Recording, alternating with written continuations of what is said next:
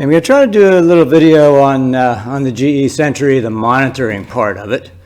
I have it's basically a forklift controller that has the 12-pin data port plug. So I can have my main plug still connected to the vehicle. This is actually just a golf cart with a forklift controller in it. So I've opened up GE Sentry software here.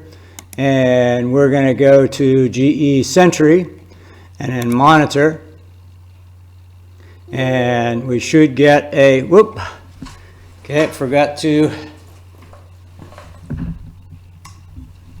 I have a switch on mine where I power up actually pin 1, and I forgot to switch that on. So let's try that again. If you don't have voltage on pin 1 of the 23-pin plug, it will not communicate and you will get that error. So let's see now. There we go. All right, so this is the monitoring part. I did show a little bit about this in the other video I did, but I wasn't actually connected to a vehicle. So let's take a look. You can see, I wish I could maximize this, but I can't. But you can see we've got lots of different parameters we can look at here. Let's go ahead and hit the start button. And it's going to ask me to turn the key switch on.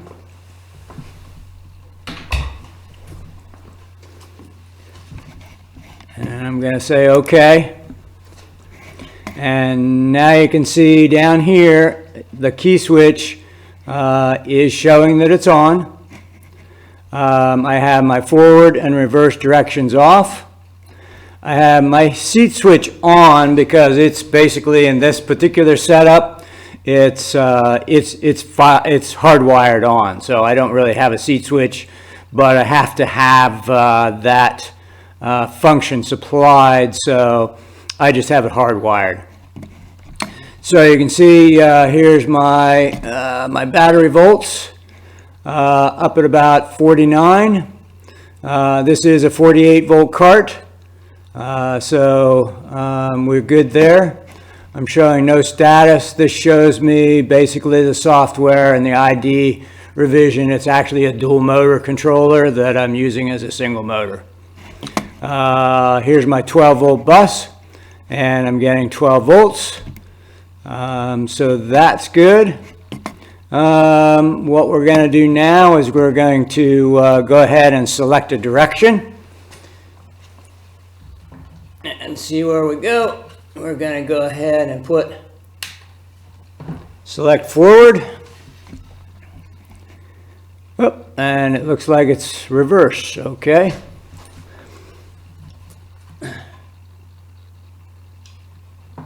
Maybe I have my wires backwards for some reason, but now you can see the reverse switches. Oh no, I'm sorry. There's just a 1. I got you. Okay, here's the 1 means it's off. The 0 means it's on. Okay, so there's the forward switch. Let me just go ahead and toggle that off and on, and that should, you can see, off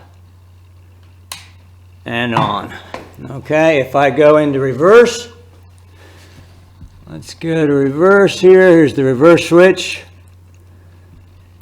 You can see it goes on. All right, there we go, and it's off. Now let's go ahead and just put it in forward. You can also see the thermal protector that I've got on. That's degrees Celsius, so we're actually pretty chilly. It's winter time, and I'm out in the garage, so it's a little bit chilly today. Not too bad. All right, let's take a look and see what we can do. We can go ahead and look at the start switch. Start switch right now is off. That's basically the start switch that's in the accelerator pedal. So let's go ahead and hit that. Mine takes a little bit of a, there we go. There's the start switch.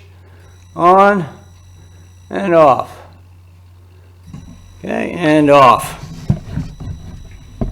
Now let's take a look at our accelerator percentages. Let's see, we got accelerator percentages, T2 volts. All right, T2 volts should be close to battery volts, which is showing.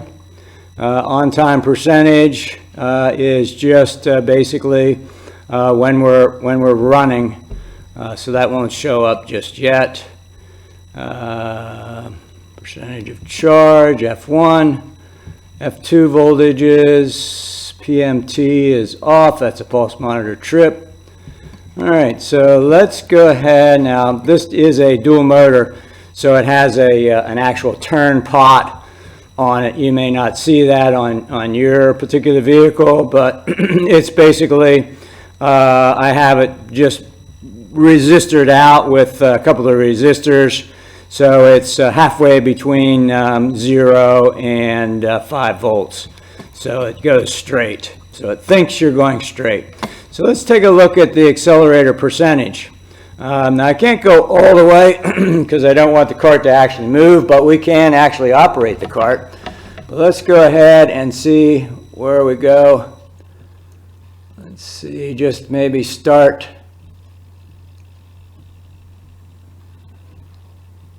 And now you can just start to see everything start to increase. The value goes up, and right now the cart's starting to move a little bit. So that's showing us that our accelerator is operational. Let's go ahead and do another reading on it.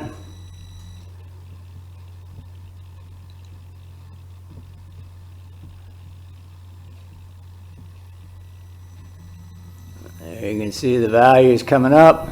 Cart's starting to move right about there. Now you can also see once we start moving, we can take a look at the motor current. And you can see as I start to show some accelerator percentage, you should start to see some motor current there. You can see we're up about 71, about 81 amps, about 97 amps there to start out. Field timer. Does it have? Yeah, okay. Here's our field current. Let's take a look at our field current once we get up and running. Now you can see there's already a little bit of current there now. Just basically holding this, it's sort of a hill hold. So let's see what we do when we start to increase. You can see it drops to 0. Once we start to accelerate, it thinks we're accelerating, which we are. And then you can just see as we're starting to move, we start seeing a little bit of field current, not a whole lot, just a little bit there. There we go, just a little bit of field current. Cart's starting to move a little bit. There we go, just a couple amps. And of course this is a separately excited field, so the current in the field is going to be a whole lot lower than it is in the armature. All right, what else can we do here? And I'm not sure why there's no status showing up.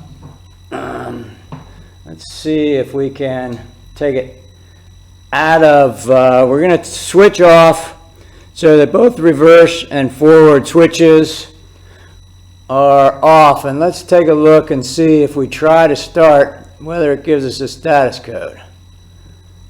And it does not. I'm not sure why that is.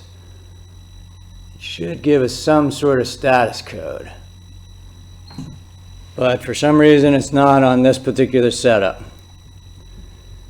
And that was one of the things I wanted to look at, but because I thought this status would give us, you know, an indicator, but it should tell us that there's no direction selected. All right, but now what we can do is we can look at our accelerator percentage. Since the cart's not going to move, take a look at our accelerator percentage there. You can see our value is changing as we accelerate.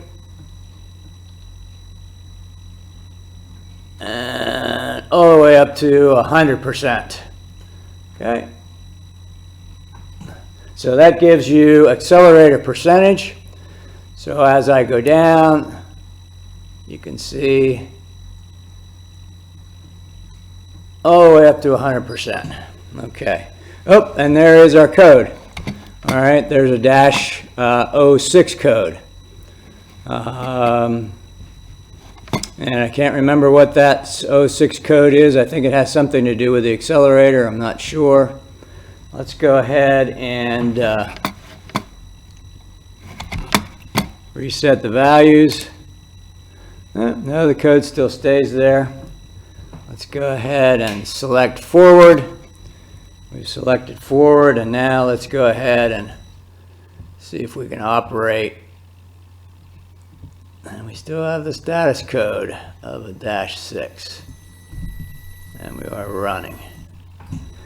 Okay, let's close this out.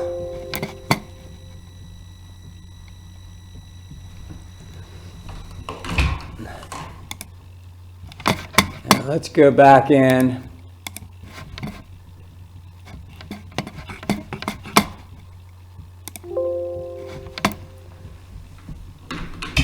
Turn on the key switch again, and we're back. Now it has an -02 code, and that is telling us that we've selected forward already once we've turned on the key. So it's already been selected before we actually start everything up. So let's take a look. Since we have that code, it's probably not going to run. We should see our accelerator percentage come up. Accelerator percentage does not come up because we have that code. And I've accelerated all the way. So let's go ahead and put it into neutral again. And now let's go ahead and select forward. And now let's see if it goes. I think maybe those codes actually set. No, it does run now. Okay, it does run, but we still have that -02 code. So I don't know how those codes reset. Let's reset values. No. Does not reset the status code at all. All right, so let's close that out. That gives you a general idea. I'm not sure why we're not allowed to graph here. Let's see.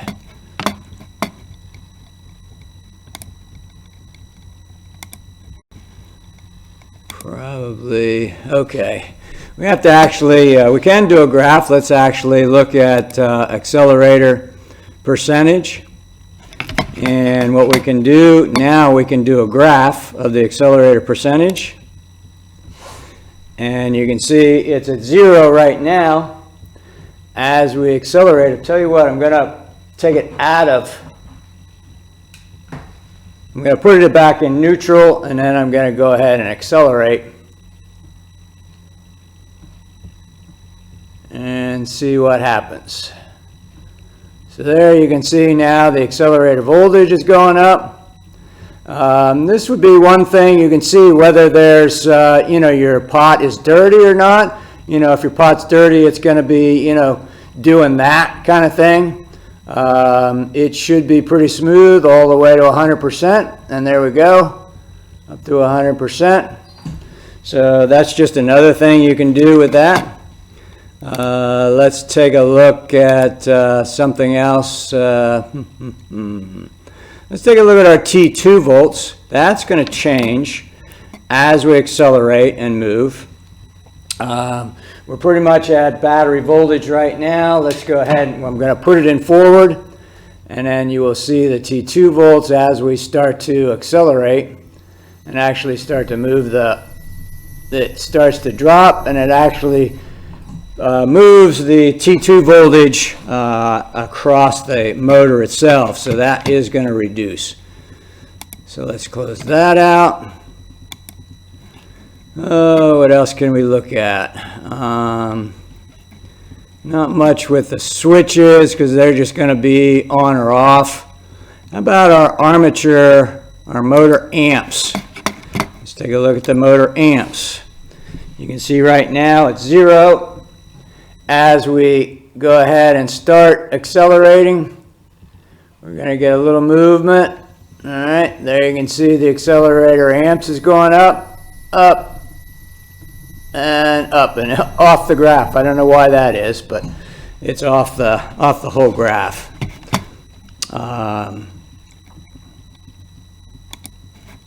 So value.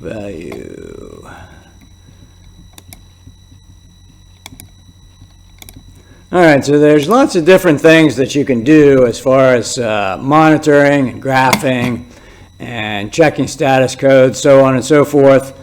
All right, now the other thing I do want to show is, even though we had a couple of codes there, let's take a look at our status codes on this.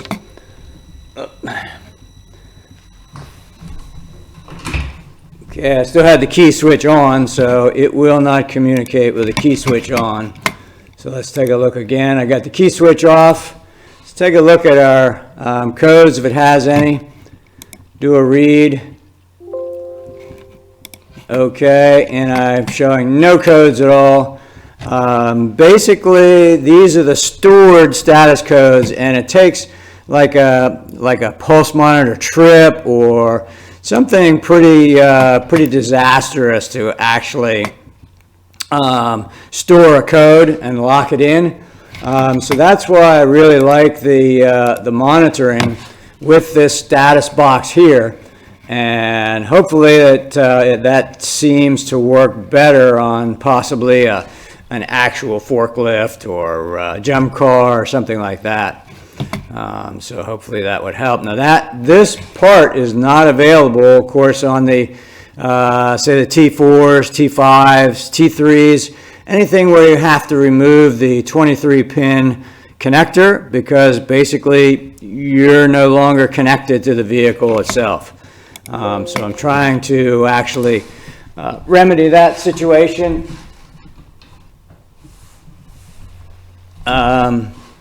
And possibly come up with a supply for that. All right, thanks a lot. Hope that helps. Just a little general video on the monitoring part. Thanks a lot.